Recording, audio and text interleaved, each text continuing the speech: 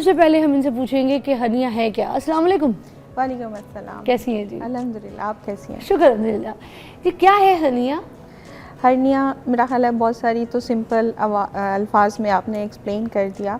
अगर हम एब्डोमेन को, अपने पेट को एक सिलेंडर समझें, तो जो इसकी बाहर वाली सिलेंडर का इन्वेल्प है, जो बाहर वाली कवरिंग है, वो हमारे पेट के मसल से और टेंडन से बनी होती है। और जब हमारा उस सिलेंडर यानी पेट के अंदर का प्रेशर बढ़ता है तो वो प्रेशर वॉल्स पे भी ट्रांसमिट होता है, जिसके नतीजे में जो पेट के या उस सिलेंडर के अंदर के ऑर्गन हैं वो किसी भी कमज़ोर जगह से निकल के बाहर एक स्वेलिंग बना देते हैं, जिसको हम आम ज़बान में हर्निया कहते हैं।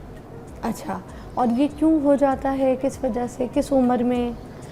दो तरह से ये प्रेजेंट करता है। ये बच्चों में भी प्रेजेंट कर सकता है, जो 0 से 5 इयर्स तक के बच्चे होते हैं जिनमें पैदाइशी हर्निया होता है, और 45-50 साल के बाद 70-80 में बहुत 70-80 साल में बहुत ज़्यादा कॉमन होता है।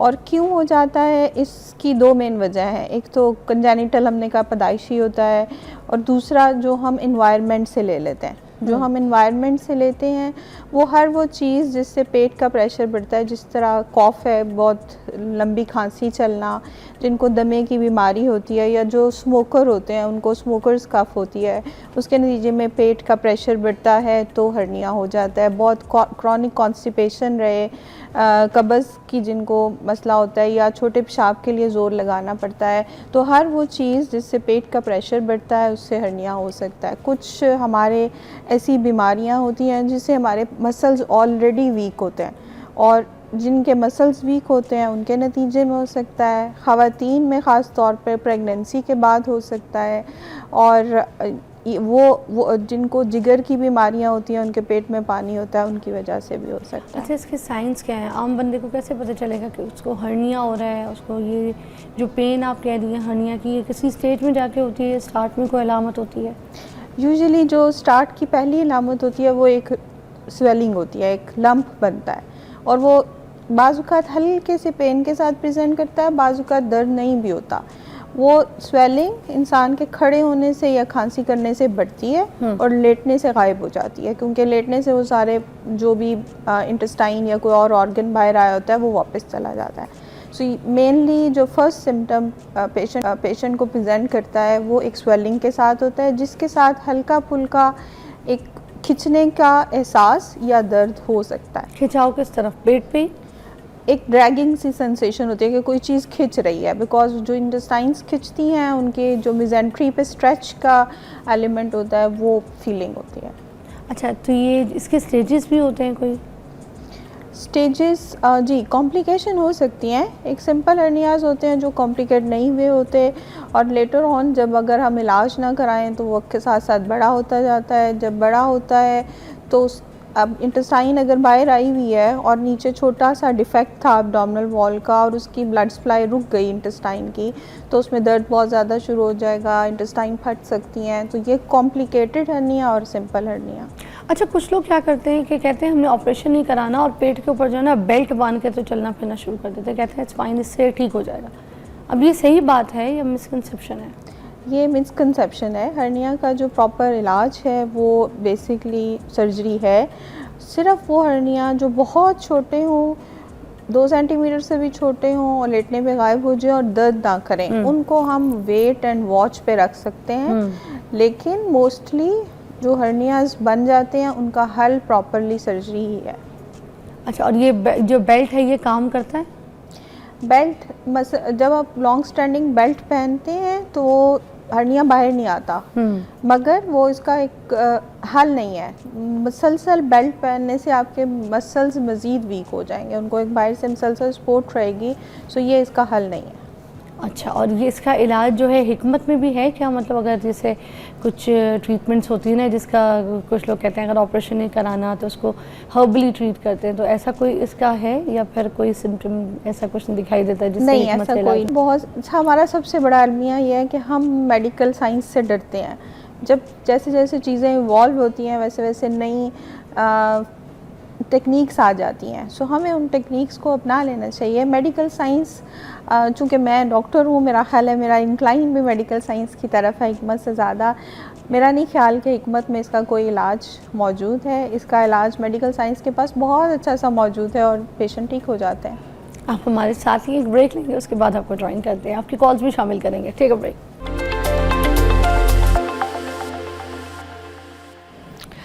अच्छा, अभी हम बात कर रहे थे ब्रेक में, आपको पता है कोलेजन कम होने की वजह से भी ना हर्निया हो जाता है। मगर मैं इसकी ज़रा तय तक जाऊंगी, किस तरीके से कोलेजन की कमी से, डेफिशिएंसी से ये जी हर्निया बिल्कुल, कैसे? बिल्कुल। जो कुछ हेरिडेटरी डिजीज़ेज़ होती हैं, जो मौरूसी बीमारियां होती हैं, उसमें कोलेजन नहीं बनता। जब कोलेजन नहीं बनता तो जो हमारे मेनली मसल्स को स्ट्रॉन्ग करने वाले टेंडन्स होते हैं, उसमें कोलेजन की डेफिशिएंसी से जो बेसिकली बच्चों में हर्निया होते हैं वो मेनली कोलेजन डेफिशिएंसी से होते हैं। इनहेरिटेड हर्नियाज जो होते हैं, मौरूसी हर्निया जिन्हें हम कहते हैं। अच्छा, इसका मतलब ये इनहेरिटेड हर्निया भी है? जी जी बिल्कुल। अच्छा, और जो औरतों का है और जो मर्दों का है उसका फ़र्क भी बयान कर दीजिएगा, जो औरतों में हर्निया है और मर्दों में हर्निया है। हर्निया ना बहुत सारी टाइप्स का है। हमारे जहन में सिर्फ एक टाइप मोस्टली बिकॉज वो कॉमन है तो लोग उसी के बारे में बात करते हैं, जो कि ग्रोइन का हर्निया है। मगर इसके अलावा हर्निया को जब हम डिवाइड करते हैं मुख्तलिफ़ किस्मों में, तो वेंट्रल वॉल का हर्निया भी है और ग्रोइन का हर्निया भी है और लंबर हर्निया भी है। वेंट्रल वॉल जो हमारे पेट का सामने वाला हिस्सा है, ख़ास तौर पे जो ऊपर मैदे के वाला हिस्सा है, वहाँ हर्निया हो सकता है। जो नाफ है उसके इर्द गिर्द हर्निया हो सकता है। जो ख़वातीन हैं और जो प्रेगनेंसी के बाद हर्निया होता है वो नाफ के इर्द गिर्द फीमेल्स में हर्निया कॉमन है, जबकि मर्दों में नीचे ग्रोइन वाला हर्निया ज़्यादा कॉमन है। तो अच्छा, इसके बारे में कहा जाता है कि अगर हर्निया करवा लिया, एक बार ऑपरेशन इसको ट्रीट करवा लिया, तो ये वापस भी आ सकता है, इसलिए भी मोस्टली लोग नहीं करवाते हैं। इसमें किस हद तक सच्चाई है? इसमें काफ़ी हद तक सच्चाई है। हर्निया जो जहाँ से हर्निया हम ऑपरेट कर देते हैं, यूजुअली वहाँ से हर्निया वापस नहीं आता।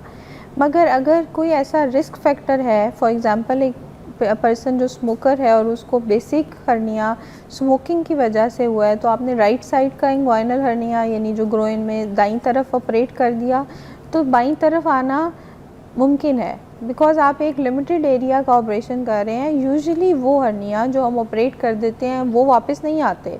मगर जिस्म में कहीं और हर्निया नहीं होगा, इसकी गारंटी किसी एक हर्निया के ऑपरेशन से नहीं हो सकती।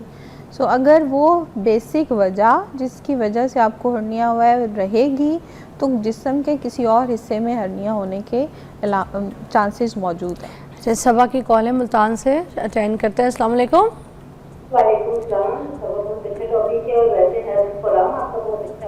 जज़ाकल्लाह, शुक्रिया।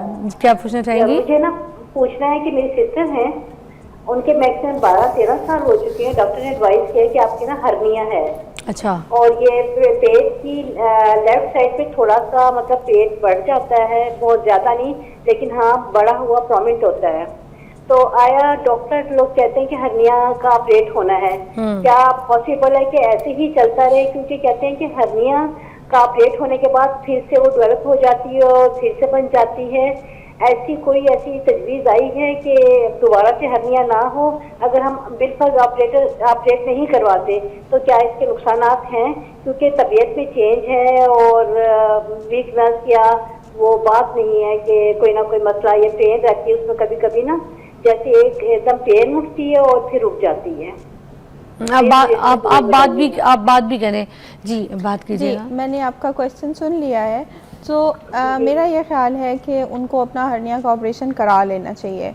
उसकी मेन वजह यह है कि वो ऑपरेशन जो आप चूज़ करके अपनी मर्ज़ी के टाइम पे करते हैं वो बेहतर होता है, बजाय उसके कि आप किसी दिन एमरजेंसी में जाएं और एमरजेंसी में ऑपरेशन किया जाए। हर्निया के फंस जाने के चांसेस होते हैं और वो ज़्यादा पेनफुल भी होगा और ज़्यादा प्रॉब्लमेटिक भी होगा, और सर्जरी भी शायद एक इलेक्टिव सर्जरी से बड़ी सर्जरी हो। सो डेफिनेटली पहला सवाल आपका ये था कि कराना चाहिए कि नहीं कराना चाहिए, तो डेफिनेटली कराना चाहिए। और दूसरा सवाल आपका ये था कि क्या दोबारा हो सकता है। तो जो फीमेल का हर्निया होता है जो मिड लाइन में, जैसे आपने बताया कि पेट के लेफ़्ट हिस्से पे है, यूजुअली उसमें एक बड़े साइज़ की जाली डाली जाती है, तो ये हर्निया उनको दोबारा नहीं होगा इंशाअल्लाह ताला। ये गारंटी नहीं होती कि पेट के नीचे वाले हिस्से में या जहाँ पे हर्निया मौजूद नहीं है वहाँ दोबारा एक नया हर्निया नहीं बनेगा, बन सकता है, मगर जहाँ पे इस वक्त हर्निया है वो 100% ठीक हो जाएगा और वहाँ पे दोबारा हर्निया नहीं बनेगा। अच्छा, ये फिर जो जाली है यही इलाज होती है या बगैर जाली के अलावा भी कुछ और कोई इलाज होता है इसका? जी, जो 2 सेंटीमीटर से छोटे हर्नियाज़ होते हैं उनको हम बगैर जाली के सिर्फ सूचर से रिपेयर कर सकते हैं। जाली का मकसद ये होता है कि जो हमारे पेट के अंदर अल्लाह ताला ने तहें रखी हुई हैं, 3 से 4-5 मसल्स की लेयर्स हैं, सो उन लेयर्स के अंदर एक जाली डाल दी जाती है। वो जाली ने हर्निया को नहीं रोकना, उस जाली का काम ये है कि वो वहाँ पे स्ट्रेंथ प्रोवाइड करे। उसके नतीजे में वहाँ पे फाइब्रोसिस होता है, फाइब्रोसिस के नतीजे में वहाँ पे स्ट्रेंथ बन जाती है। यानी बेसिकली मैंने बात की थी ना कि ये इन्वेल्प है, इन्वेल्प कमज़ोर हो गया तो वहाँ से चीज़ें अंदर से बाहर आ गई प्रेशर की वजह से। सो हमने वो चीज़ें वापस डाल दी और इस इन्वेल्प को, इस लेयर को उस जाली से स्ट्रेंथन कर दिया। सो जाली सबसे नया तरीका इलाज है और जाली बहुत सारी किस्मों की आ गई है। कुछ ऐसी भी हैं जो एब्जॉर्ब हो जाती हैं, वो बहुत महंगी हैं, मगर जालियाँ एब्जॉर्ब भी हो जाती हैं और जो नहीं होती वो भी वहाँ फाइब्रोसिस करती हैं और ये एक अच्छा तरीका इलाज है।